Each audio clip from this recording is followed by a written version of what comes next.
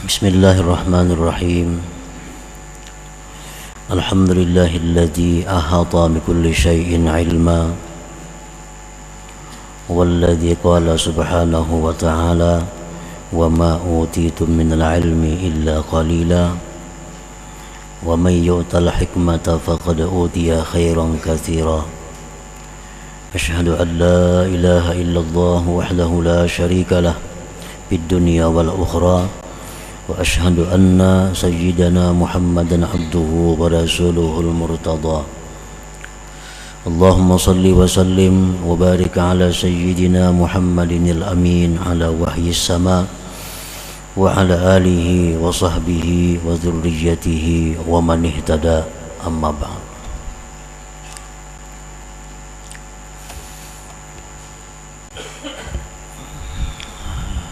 Yang kita hormati dan yang kita cintai para habaib dan para alim ulama, para muhibbin, hadirin hadirat rahimakumullah. Alhamdulillah, puji syukur kita haturkan kehadirat Allah yang selalu mencurahkan kebaikan kepada kita. Salawat dan salam kepada junjungan kita Nabi besar Muhammad sallallahu alaihi wasallam dan kepada seluruh keluarga, para sahabat, zurriyat dan pengikut beliau sampai hari akhir. Para muhibbin rahimakumullah, al-hikmatu tsaminatu wasittun minal hikamil ataiyah, qala al-imam Ahmad ibnu Athaillah Sakandari rahimahullah wa nafa'ana bi ulumih. Hikmah yang ke-68 dari Al-Hikam, berkata Imam Ahmad ibnu Athaillah As-Sakandari rahimahullah, nafa'ana bi ulumih.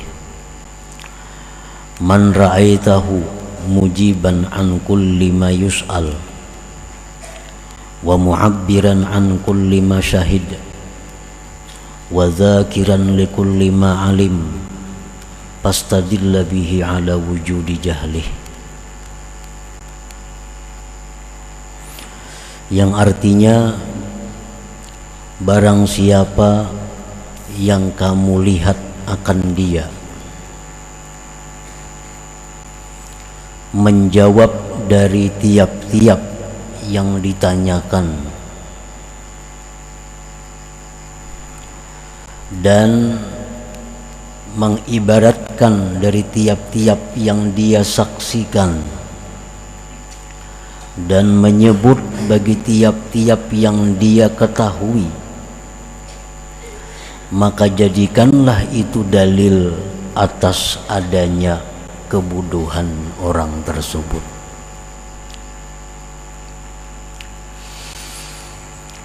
Para muhibbin rahimakumullah, apabila kita melihat seseorang yang mana orang itu selalu menjawab apabila ditanya, orang itu selalu mengibaratkan, mengutarakan apa yang dia saksikan, dan orang itu selalu menyebutkan bagi tiap-tiap ilmu pengetahuannya, maka jadikanlah itu bukti atas kebodohan orang tersebut. Jadi artinya, orang ini bila ditakuni jawab, ditakuni menjawab, ditanya menjawab, selalu dijawab, ada pertanyaan-pertanyaan. Nah, ini bukti kebodohan itu orang. Atau ada orang yang selalu mengutarakan apa yang pernah dia saksikan. Apa yang ia saksikan, kisahkan. Apa yang disaksikan, kisahkan. Itu bukti kebodohan orang tersebut. Atau juga orang ini selalu menyebutkan ilmu pengetahuannya. Ada ilmu, ajarkan, ada ilmu, ajarkan, ada ilmu, ajarkan, maka ini bukti kebodohan orang tersebut. Para muhibbin rahimakumullah, amma wajhu jahlihi fi kaunihi mujiban an kulli masu'il fa innal ijabata an kulli su'al yaqtadil ihatata bil ma'lumat wa dzalika muhalun li ghairillahi ta'ala faqad qala ta'ala wa ma utitum minal ilmi illa qalila. Kenapa orang yang selalu menjawab pertanyaan? Orang ini bila ada soal dijawab, ada soal dijawab. Kenapa orang ini dikatakan jahil? Karena menjawab setiap pertanyaan itu menuntut akan meliputi dengan yang diketahui. Sedangkan meliputi dengan yang diketahui itu mustahil bagi selain Allah Subhanahu wa ta'ala. Karena Allah berfirman, tidaklah diberi kamu dari ilmu melainkan sedikit.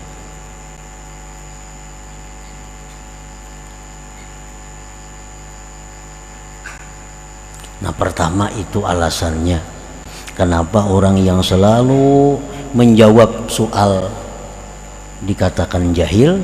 Alasan pertama adalah karena itu menuntut akan meliputi seluruh yang diketahui. Itu mustahil bagi seorang manusia. Itu milik Allah Subhanahu wa ta'ala yang maha meliputi dengan segala sesuatu.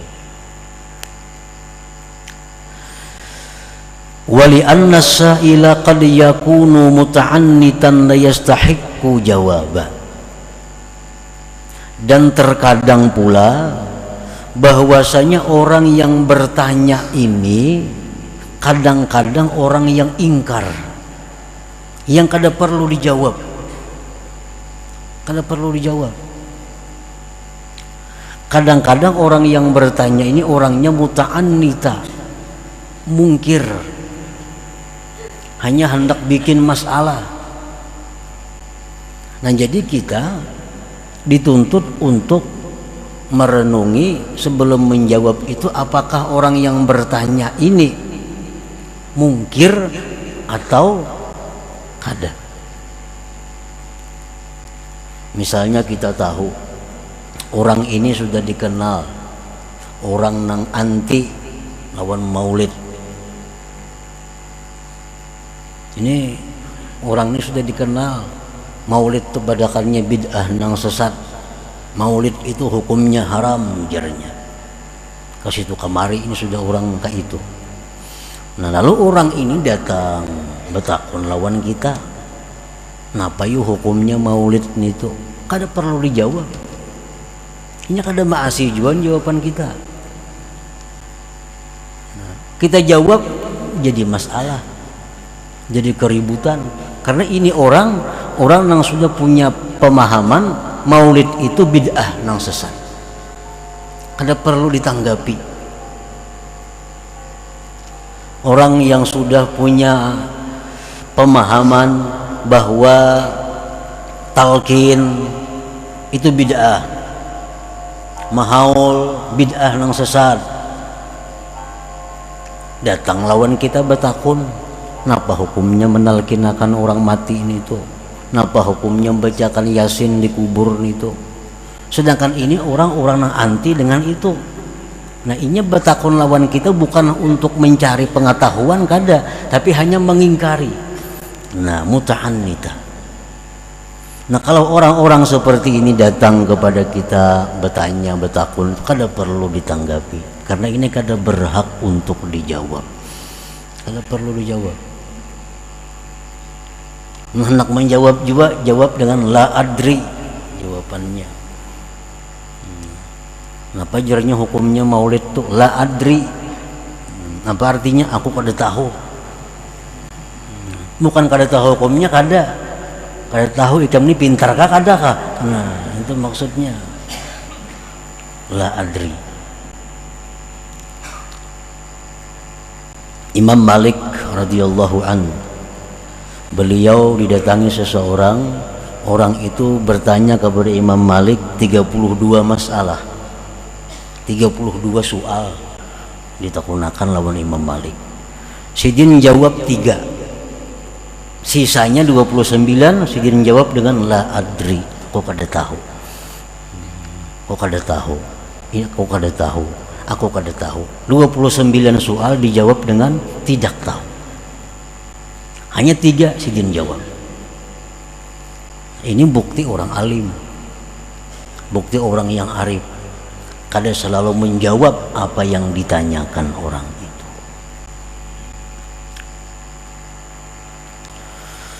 Wa qad takunul mas'alatu allati sa'ala anha la taliqu bihi li'annahu la yafhamuha.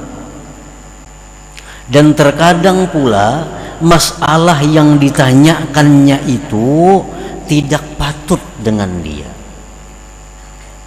Nah, tidak patut dengan dia. Karena dia kada mengerti masalah itu. Ini kalau dijawabnya kada mengerti juga jawabannya. Kalau dijawabnya kada mengerti. Nah, kada perlu dijawab.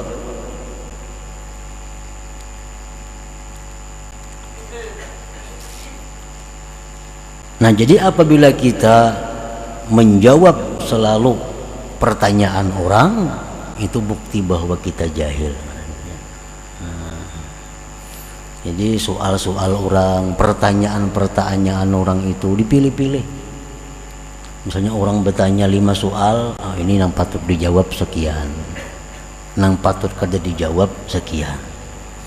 Atau ada orang yang bertanya kepada kita, ada orang yang bertakun lawan kita, oh ini orangnya kada mengerti juga, mau dijelaskan, kada usah dijawab, kada perlu dijawab. Qala Nabi sallallahu alaihi wasallam, Rasulullah bersabda, la tu'tul hikmata ghaira ahliha fatazlimuha wa la tamna'uha ahlaha fatazlimuhum. Ujar Nabi kita, artinya jangan kau berikan ilmu itu kepada yang bukan ahlinya, maka engkau menzalim kepada ilmu itu. Dan jangan kamu tegah ilmu kepada orang yang memang ahlinya, maka engkau kalau tidak memberikan ilmu kepada ahlinya, maka engkau menzalim kepada mereka itu.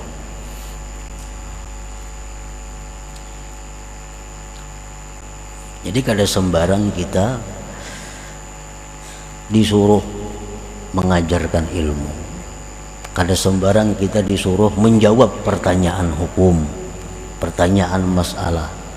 Kita pandang juga orang yang bertanya ini, apakah memang dia pantas, apakah memang dia patut untuk mengetahui itu atau belum patut. Nah, bila belum patut kada perlu dijawab, bila belum patut kada perlu diajari. Wa qala an-nabi sallallahu alaihi wasallam, ma ahadun yuhadditsu qauman bi haditsin la tablughuhu uquluhum illa kana fitnatan ala ba'dihim. Ujar Nabi lagi, tidak ada seseorang yang menceritakan, mengajarkan kepada satu kaum, kepada satu umat dengan satu hadis, satu ilmu yang tidak sampai kepada ilmu itu akal mereka, melainkan itu menjadi fitnah atas sebagian mereka. Ujar Nabi, jangan mengajarkan ilmu kepada orang-orang yang belum sampai akal mereka kepada ilmu itu. Kalau kau ajarkan kepada mereka, itu akan menjadi fitnah, akan menjadi fitnah.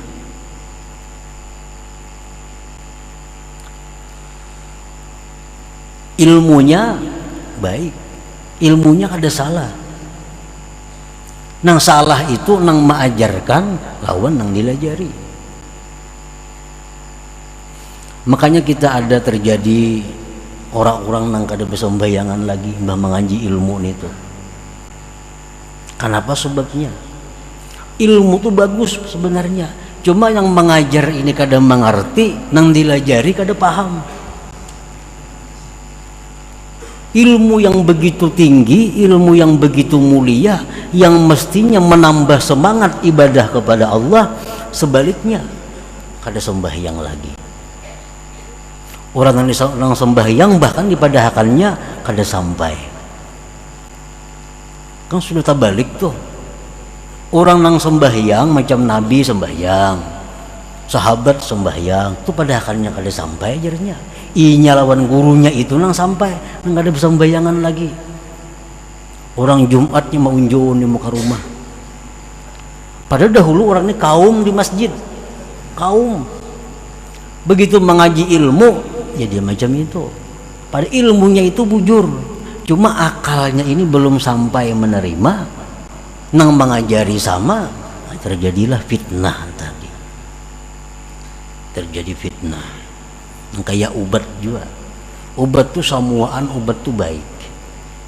Tapi asal dokter nang memberi ini orangnya bujur-bujur dokter sesuai dosisnya kepada nang diberi. Orang salismaan dimakan ming sagrib 4 biji. Padahal ini orangnya sebiji cukup. Diunjuki 4 biji. Apa padahal lama. Kada berdaya lagi. Nah sama orang nang kada cukup akal diberi ilmu-ilmu nang garaib ngarannya, ilmu-ilmu nang ganjil, ilmu-ilmu yang mahal diberikan kepadanya lemah. Akhirnya kada ada gairah lagi ibadah. Kada ada gairah lagi baca Quran karena ketinggian dosis ilmunya. Ketinggian dosis ilmunya. Jadi jangan disalahkan obatnya. Obatnya obat baik. Cuman dokter nang memberi ini keliru, nang menerima pun hakun.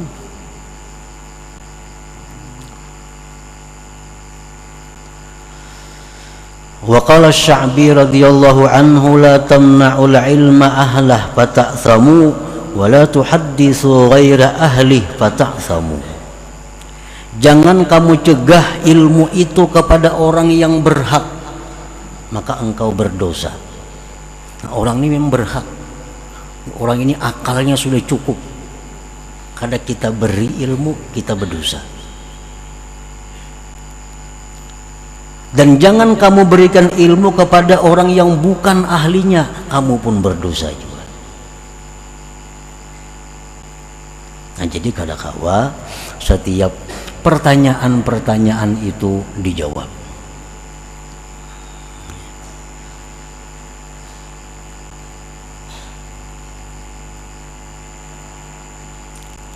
Ada di dalam Al-Quran, baik di dalam hadis Rasulullah Sallallahu Alaihi Wasallam, ada hal-hal yang baik kada tahu pada tahu bagi sebagian golongan manusia. Baik kada tahu pada tahu. Nah karena bila tahu inya akalnya kada cukup, ilmunya bahan-bahannya kada cukup, lalu jadi fitnah kepada dirinya. Padahal semua ilmu-ilmu agama itu, baik ilmu rendah, ilmu sedang, ilmu tinggi, semuaan ilmu itu intinya adalah menggairahkan seseorang dengan Allah melalui ibadah-ibadah jasmani dan ibadah-ibadah ruhani. Kalau ada ilmu yang membuat kita lemah semangat beribadah, itu ilmu yang salah pemahamannya. Ini ilmu bukan ilmu kita.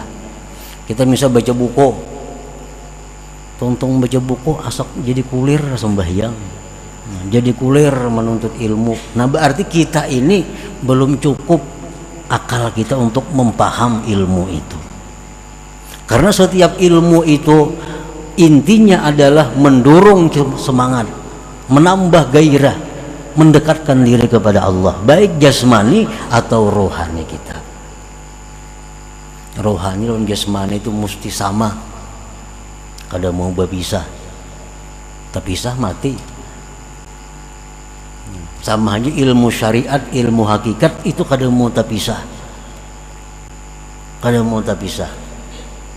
Kalau hendak bujur, syariat hakikat itu mesti digabung kedua-duanya. Syariat dilakukan oleh Nabi, hakikat pun dilakukan oleh Nabi. Nah, kedua-duanya mesti seimbang dalam diri kita. Nah, para muhibbin rahimakumullah. Wa amma wajhu jahlihi fi kaunihi mu'abbiran an kulli ma syahid minal karamat wa ma wasala ilaihi minal maqamat lianna hadhihi al-umura azwaqun batiniyah wa asrarun rabbaniyah la yafhamuha illa arbabuha wa ahluha fata'biruha lil umum takhfifun biqadariha wa naqsun fil ikhlas wa tamkinun lidukhulir riya fahalaka ma'al halikin.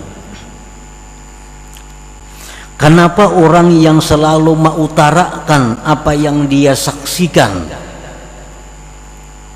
orang yang mengutarakan apa yang dia saksikan itu dikatakan jahil?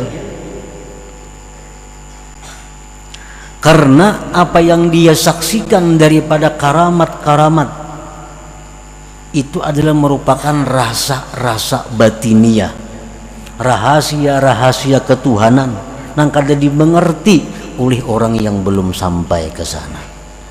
Menakbirkan, mengutarakan itu bagi orang umum itu merendahkan nilainya, mengurangi pada ikhlas dan memungkinkan masuknya riya, maka dia akan binasa beserta orang binasa. Umpamanya kita beribadah, sembahyang. Nah, sewaktu sembahyang itu kita diberi Allah kemanisan, kelezatan. Nah, ini azwaq batiniyah, rasa batin. Dan ini rahasia Tuhan. Kita beribadah ada lezat, ada nikmat. Nah, ini jangan dikisahkan kepada orang umum. Jangan dikisahkan kepada orang umum. Orang umum tuh kadang mengerti itunya. Orang umum tuh kadang mengerti kelezatan ibadah tuh kadang mengerti. Dan inya kadang paham kayak apa ibadah tuh nyaman. Kadang perlu diceritakan kepada orang umum. Menceritakan itu kepada orang umum, satu, merendahkan nilainya. Yang kedua, mengurangi keikhlasan. Yang ketiga, bisa jadi riya. Bisa jadi riya. Di waktu kita asik baca salawat dengan khusyuk, dengan adab yang bagus baca salawat. Lalu guring bertemu Rasulullah sallallahu alaihi wasallam. Nah, ini azwaq batiniyah, ini rahasia ketuhanan. Ini karamat. Kada perlu diutarakan itu kepada orang-orang, kada perlu. Dapat Lailatul Qadar, kada perlu dikisahkan. Ini karamat. Kita kisahkan, kita bertamu Rasulullah, kita bertamu ini kepada orang-orang yang bukan berhak mengetahui itu. Nah, itu menurunkan nilainya. Lain kita lawan guru kita. Nah, guru ulun ini bila mengamalkan ini asa ada kelezatan pemanya. Nah, pendapat pian kayak guru itu nanti lawan guru menceritakan itu ada jadi masalah. Atau kita ada hal-hal apa yang kita temui dalam ibadah kita, ada keistimewaan yang kita temui dalam menjalankan perintah Allah, kita ceritakan kepada guru kada jadi soal. Tapi kalau kita ceritakan kepada umum, nah ini yang bahaya, ini yang menunjukkan kebodohannya.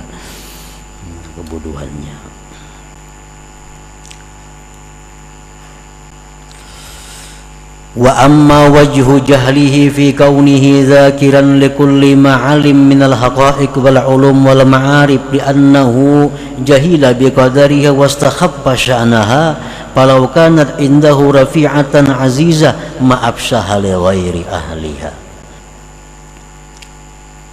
Adapun orang yang selalu menyebutkan tiap-tiap ilmu yang diberikan Allah kepadanya disebut jahil, bodoh. Ini dapat ilmu kisahkan, dapat ilmu kisahkan, dapat ilmu kisahkan. Ini orang bodoh. Kenapa bodohnya? karena dikatakan bodoh inya kada tahu nilainya ilmu ma'rifat itu. Ilmu ma'rifat itu sangat tinggi nilainya, dan jangan dikisahkan, jangan diungkap, dibuka kecuali kepada orang-orang yang berhak untuk mengetahuinya.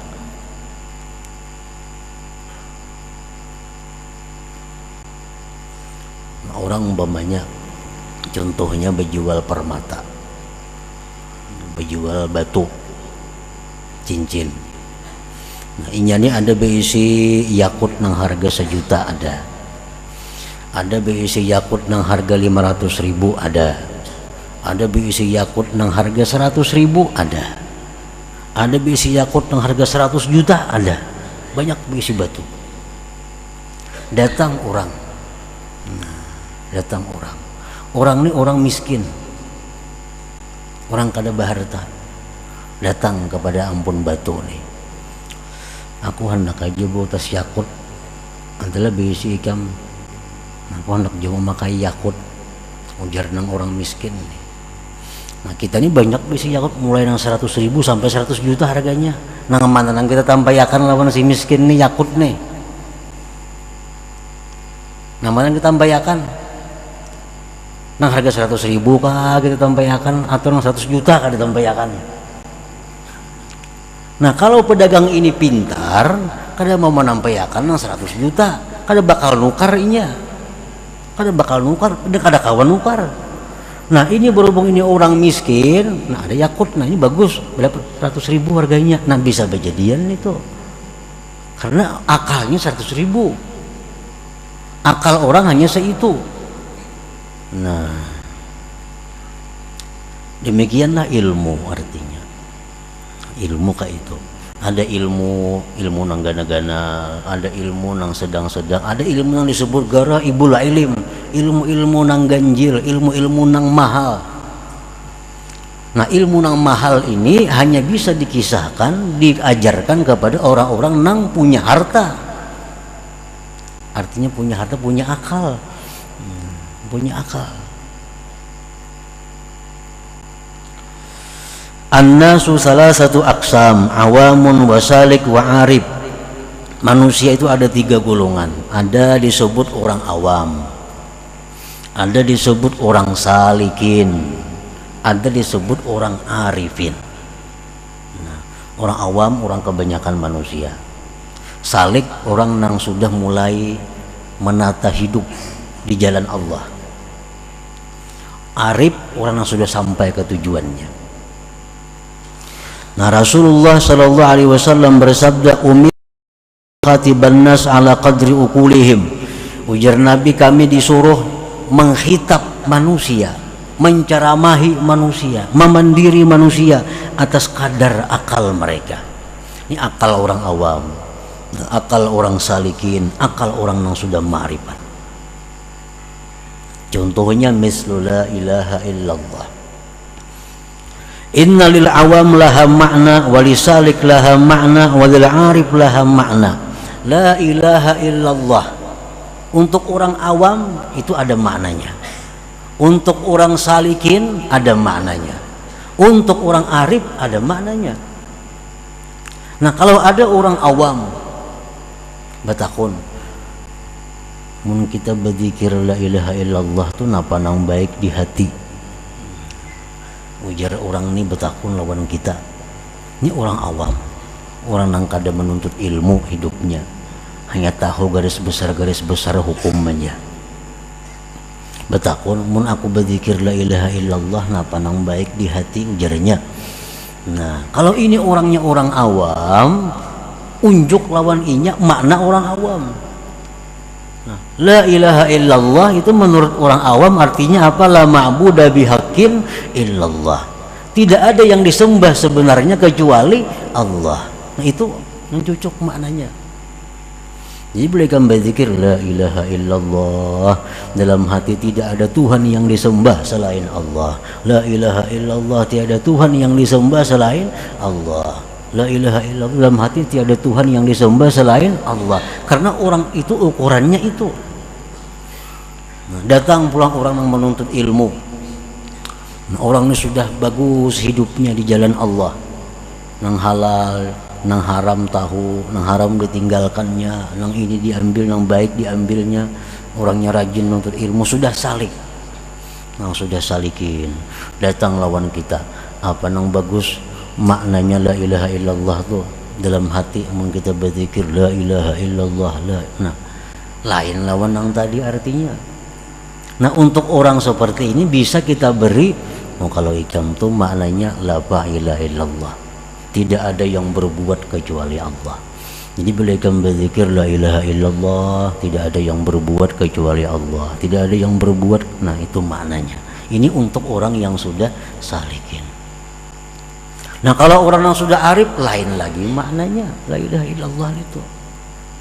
Nah, ampun orang arif ini jangan hendak diunjuk lawan orang awam. Arti la ilaha illallah ini ampun orang nang arifin jangan dikasihkan kepada orang awam. Didustakannya kayaknya. Didustakannya kada percaya.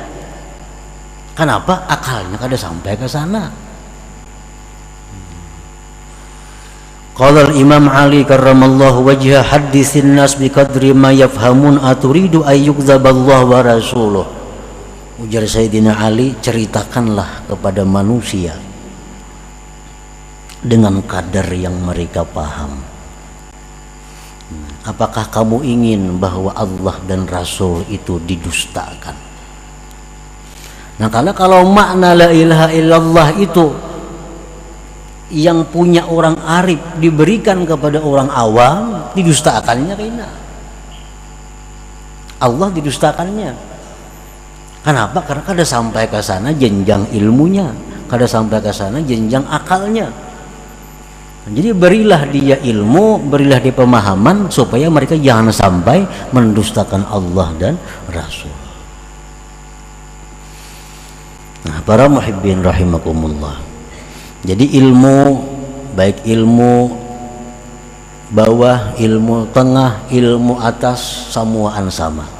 Intinya adalah mendorong kita, memberi semangat kita untuk tambah ibadah kepada Allah, zahir dan batin. Zahir dan batin. Apabila kita menuntut ilmu membuat kita lemah ibadah, harus mundur. Turunakan dosisnya, bisa ketinggian. Mbah menuntut ilmu tuh sembahyang dulu bagus, kulir ini sembahyang. Entah kaji ilmu itu, dulunya lawan ibu bapak bakti, lawan kuitan bakti. Mbah mengaji itu wani nyari kuitan, wani nyari mama, wani nyari abah. Mbah mengaji ini nih. Nah, berarti tinggalkan ilmu itu kada cucuk.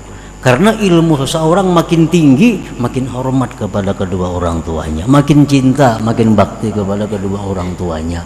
Kada ada ilmu yang mengajarkan merendahkan orang tua, kada ada. Kalaunya ada, salah. Baik nang mengajar atau nang menerima nang salah. Nah, jadi menuntut ilmu di tempat manakah, guru siapakah, bila intinya menambah gairah ibadah, menambah banyak ibadah zahir dan batin, maka ilmu itulah bermanfaat untuk dirinya. Nah, kemudian hikmah yang ke-69 ila hadratin Nabi sallallahu alaihi wasallam. Al-Fatihah. Iyyaka na'budu wa iyyaka nasta'in.